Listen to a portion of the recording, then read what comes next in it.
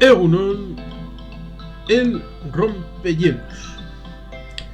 Es una verdad que algunos quieren cegar a los demás la historia abajo de sus pies, como si fuera mala hierba que merezca desaparecer. ¿Y eso por qué? Pues pongamos dos razones. Primero, porque sin historia seríamos como miembros de una secta o como pollos sin cabeza.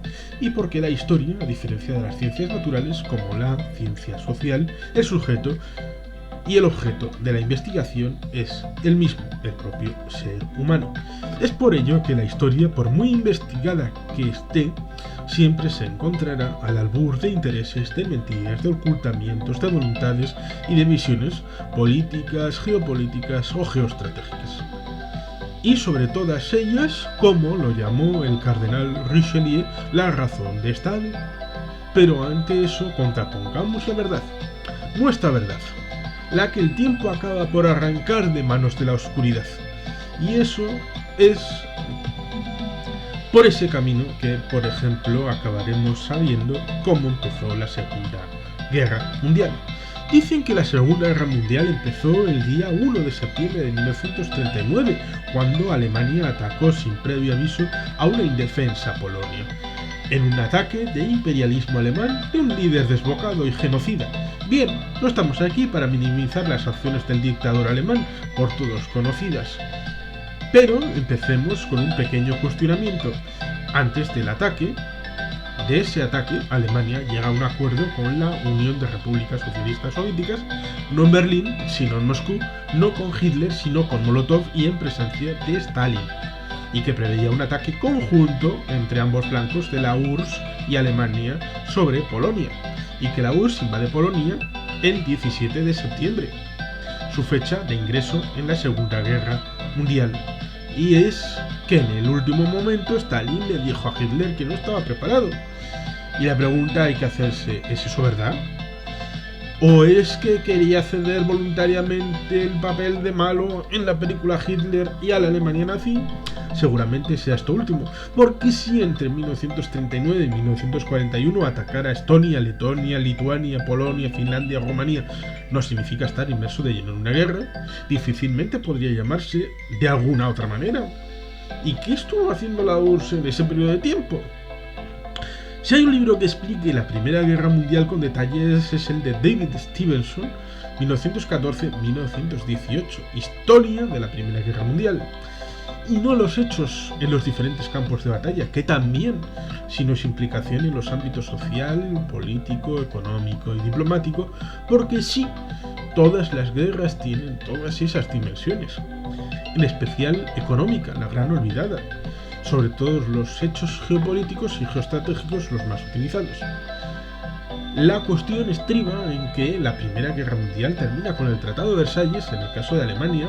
Hay otros con los demás contendientes, pero por las razones expuestas por Stevenson, dicho tratado acabó por perder fuerza y vigencia, y no cuando el señor Hitler alcanzó el poder, sino mucho antes.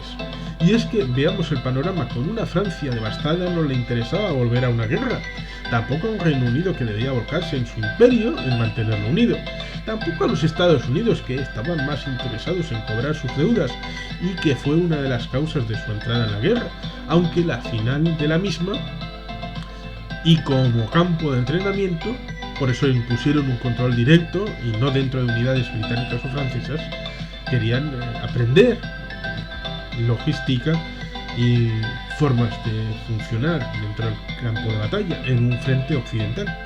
Fue a Rusia a quien le interesó poner en cuestión el Tratado de Versalles y rearmar a Alemania, por venganza y por interés. Cuando el Tratado de Rapallo fue, al principio de los años 20, fue el que concretó la cooperación militar secreta, pero todo ello empezó en un tren sellado provisto por el Kaiser, que atravesó una Alemania en guerra para llevar al traidor a Rusia de Lenin de Suiza a San Petersburgo, y así poder iniciar una revolución que debilitara a Rusia y la sumiera en el caos, y así de paso, por la torpeza del zar. Claro, Las causas endógenas no hay que olvidarlas. Lenin traiciona a la Rusia que dirigía en las negociaciones que condujeron al Tratado de Brest-Litovsk de 1918, y es cuando se despejó el humo de la guerra. El pozo que dejó en la conciencia de los alemanes es que no querían combatir en la guerra que perdieron en Occidente. Y por eso lo de Dunkerque, donde se salvaron todos los ingleses con la sangre de hasta el último francés combatiente. Los alemanes querían volver a combatir en la guerra en la que sí ganaron, en el este. Por eso debía ser cambiado. Y así se intentó. ¿Cómo? Ayudando al rearme. Porque si alguien empezó a actuar en favor de una Segunda Guerra Mundial, esa fue Rusia, 3 días después del fin de la Primera Guerra Mundial. Y es que si Rusia después, la URSS, hubieran querido la paz, únicamente habrían tenido que apoyar el Tratado de Versalles. E hizo justamente lo contrario. Cuando el mal abate la tierra, a quien detrás viene a derrotar a ese mal, se le suele llamar libertador, aunque sea tan malo como el mal al que combate. Suele acusarse a los demás, a los lamas, de una dictadura teocrática que había sido inventada recientemente antes de comenzar el siglo XX, y que en los años 50 del siglo XX los chinos conquistaron Tíbet para liberar al pueblo tibetano de ese mal, lo cual no quiere decir que sus libertadores soldados de la República Popular de China tenían que ser necesariamente los buenos de la película. Stalin llamaba a Hitler el rompehielos de la revolución, the icebreaker of the revolution, y es que la URSS dio a Alemania, antes, durante y después de la llegada de Hitler al poder, instrumentos para rearmar su país y que dirigiera a destruir las democracias occidentales con todas sus imperfecciones, para ser fruta madura, para ser sujeto luego de una liberación al estilo de lo que fue luego objeto la Europa Oriental en 1944-45. Nótese el escudo de la URSS. Es la hoz y el martillo sobre un globo terráqueo, sin fronteras, sin ninguna frontera. El ánimo, en el fondo, no era de si la revolución en un país o en el mundo. Stalin y Trotsky tenían el mismo objetivo e ideales. La discrepancia era de métodos y de caminos elegidos. Desde México, Trotsky denunciaba todos esos acuerdos entre Hitler y Stalin. Por ello hubo de ser eliminado en 1940.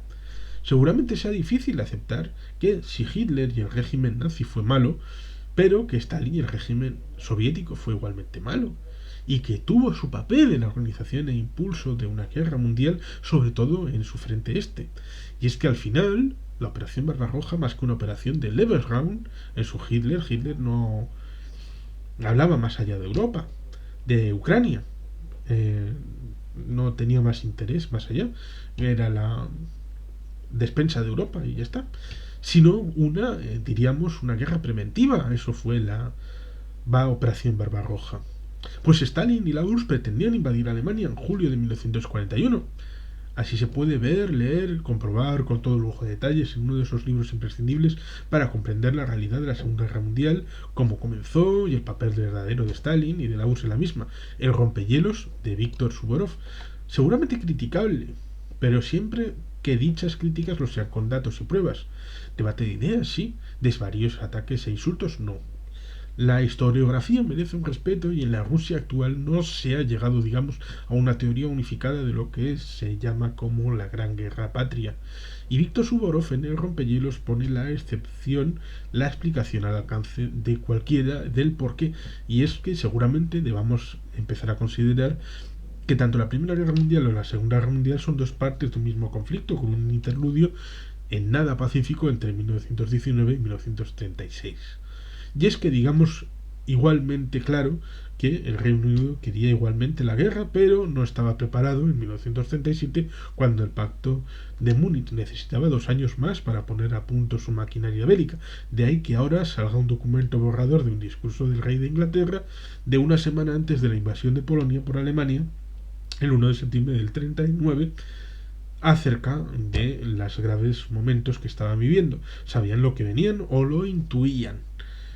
La Segunda Guerra Mundial, por tanto, es una guerra que fascina y fascinará a unas generaciones por venir, porque entre otras cosas sus consecuencias nos tocan aún hoy, no solamente en el discurso general o en las conexiones mentales y periodísticas en sucesos de hoy, sino en relación a asuntos políticos, económicos y sociales.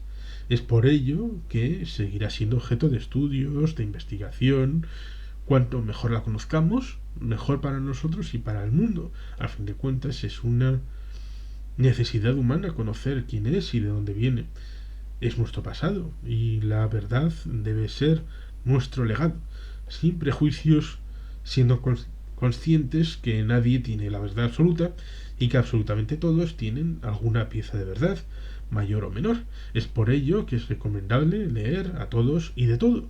Por ello, la lectura de El rompehielos de Víctor Suvorov es un acto imprescindible para comprender el conflicto bélico que sucedió al ataque que dijeron debía de ser la guerra que pusiera fin a todas las guerras.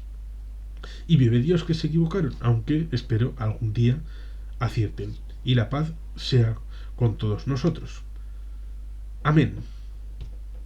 Y sin más, recordar que todos los años y buena parte de los meses en algún lugar de Europa se sigue encontrando una mina, una bomba que debe desalojar un barrio o una ciudad o un entorno urbano o no urbano que acaba siendo explotada y ha sido lanzada o puesta ahí en el periodo en 1939-1945, con lo cual sigue habiendo bombas que siguen apareciendo y explotando en nuestro entorno pasados todos estos años, con lo cual en cierta manera se puede decir que la Segunda Guerra Mundial de alguna manera sigue presente en nuestra realidad y por tanto es mejor conocer todos aquellos elementos de la forma en la que se originó, aparte de cómo transcurrió y cómo terminó la Segunda Guerra Mundial. Y sin más, eskerrik asko, agur bero bat, beti jelpean.